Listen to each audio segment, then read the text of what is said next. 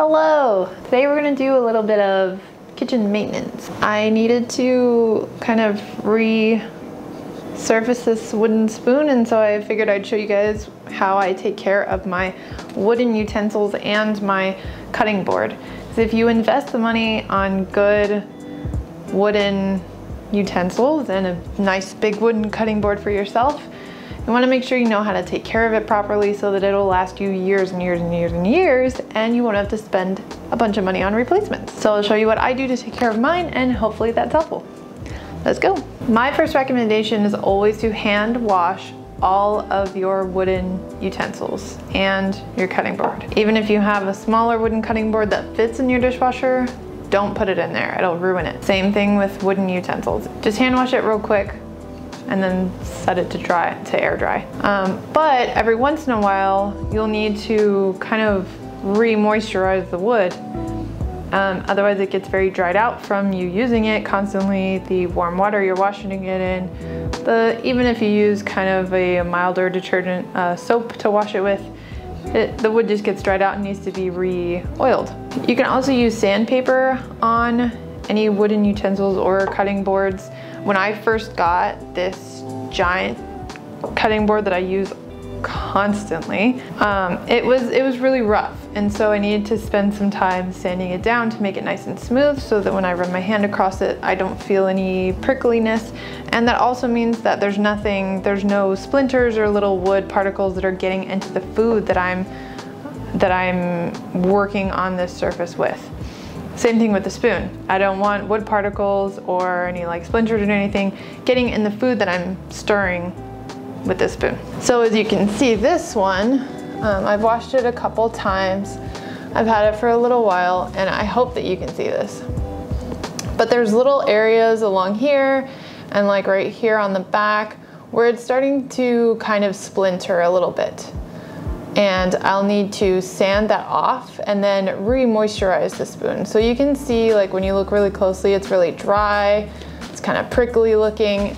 And when I run my hand over it, it's not smooth to the touch. It's really prickly and kind of like if you would touch like a wooden fence outside.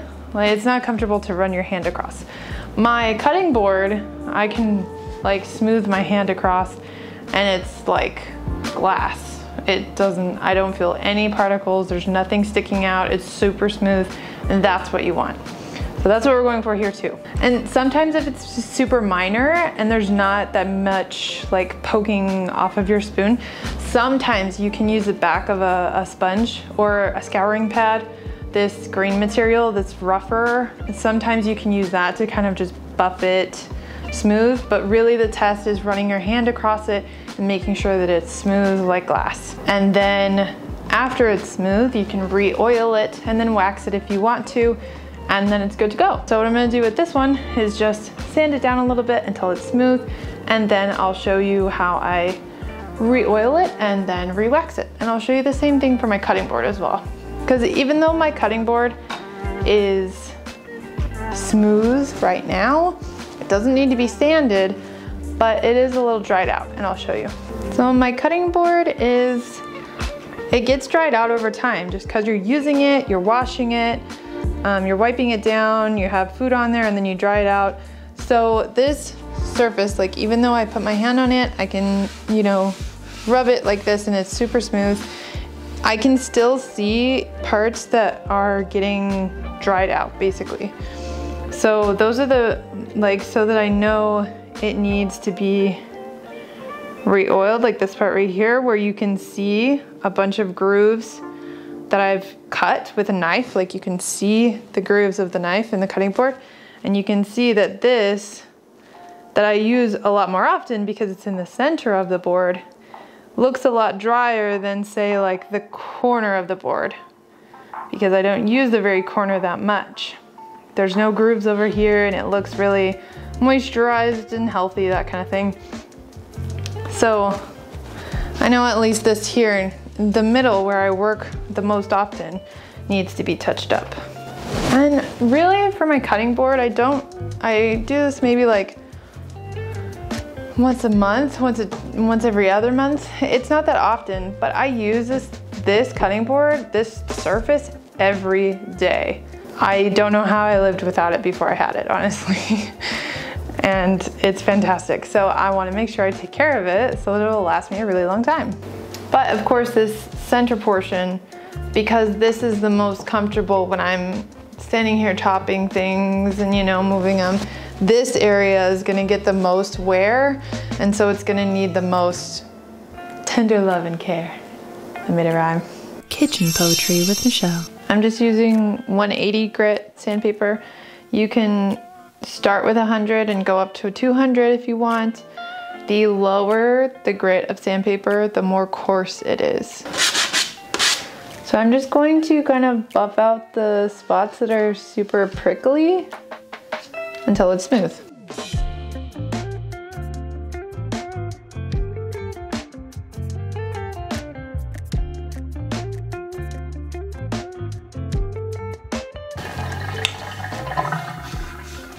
Oh my gosh, that's much better.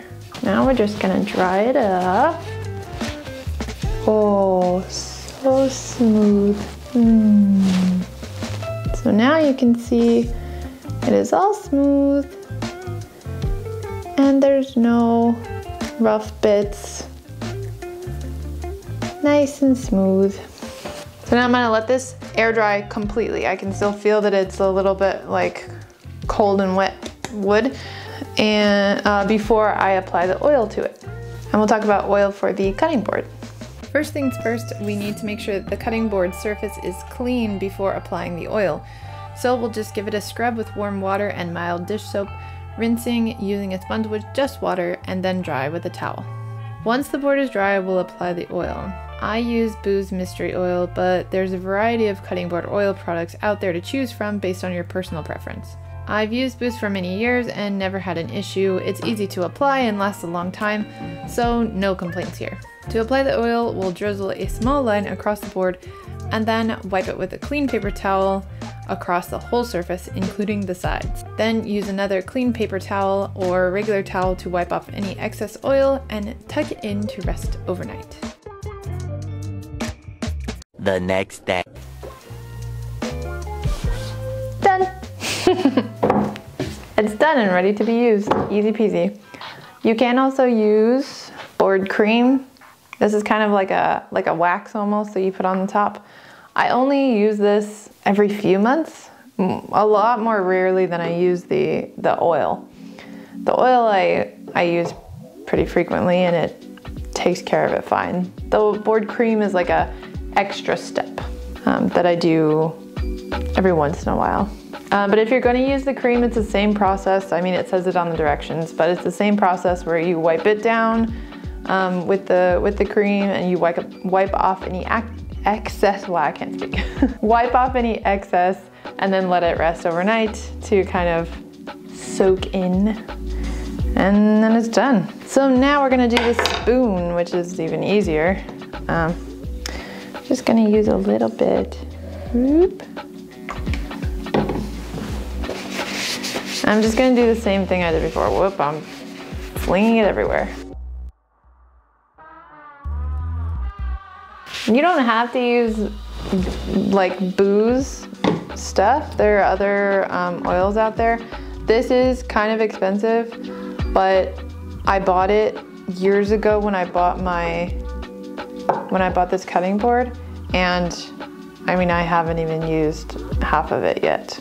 So it lasts a really long time. You don't need that much of it when you're redoing it, so it'll last. All right, that's it. Just gonna let it rest there. Since we're talking about wooden cutting boards and cutting surfaces, I also do use plastic boards, and these you can stick in the dishwasher, which makes them really convenient. I like the ones that had rubber grip on the edges or the corners that prevent them from sliding around on the counter while I'm chopping things. If you have plastic cutting boards and you have the issue where they're sliding all over the place and they don't have this rubber on them, take a kitchen towel and stick it underneath. Just lay out a kitchen towel and then put your cutting board on top of it, and it'll help it not slide around. Especially if you get the kitchen towel a little bit damp, that'll help it stick to the counter and hold the cutting board. But I really prefer not to use plastic if I can help it, because wood is easier on your knives, and you'll find that you'll have to sharpen them less often if you're using wood, because wood will give a little bit more, whereas plastic is a harder surface. And even I've seen people use glass cutting boards too. Those will wreck your knives. So wood is a great cutting board material. Plastic I really use for like raw meat, because I know I'm gonna wanna just throw it in the dishwasher when it's done and not have to deal with cleaning this one. But when I'm chopping vegetables, or like, this is also a large surface that I can use for like making bread and separating things, and it's just a nice big one. And this one, this cutting board, get rid of this. This cutting board is really big. It is very heavy. And this is actually the back side of it. Let me turn it around. The other side has this like juice groove, which I don't like, and it makes it harder to use my bench scraper to like get stuff off of the board, which I'm sure you guys have seen me do a billion times because I do it constantly. So I use what is actually the back side, but it's reversible. I got it for 90 bucks at Home Depot, which is kind of random, but if you look into higher quality cutting boards, you'll quickly see what I saw probably is that they're not cheap. So 90 bucks for one cutting board sounds really expensive, but I use it every day. It's a good quality wood. It's sturdy, heavy. It's a quality thing that I'm gonna use for a really, really long time because I'm taking care of it. It will last me a really long time. And it's still not as expensive as some of the other ones out there, which can be hundreds of dollars. If I can still find it, I got this one a really long time ago, but if I can still find it, I will put a link in the description. I think that's it. Taking care of some kitchen tools like cast iron and wood, it takes a little bit of effort, but if you do it and you maintain them, they will last you your whole life. I recommend investing in some good tools that are of a quality material and then just taking care of them. Honestly, it's worth the investment for something you're gonna use for a really long time. So I hope that helped you guys maybe learn a little bit more about how you can take care of some of your wooden utensils and your wooden cutting boards in your kitchen. I hope that you do take care of them and they last you a really, really long time because they're good material. If you like this video or you learned something, give it a like. If you'd like to learn more, subscribe to my channel. Thank you for watching and I'll see you next time. Bye!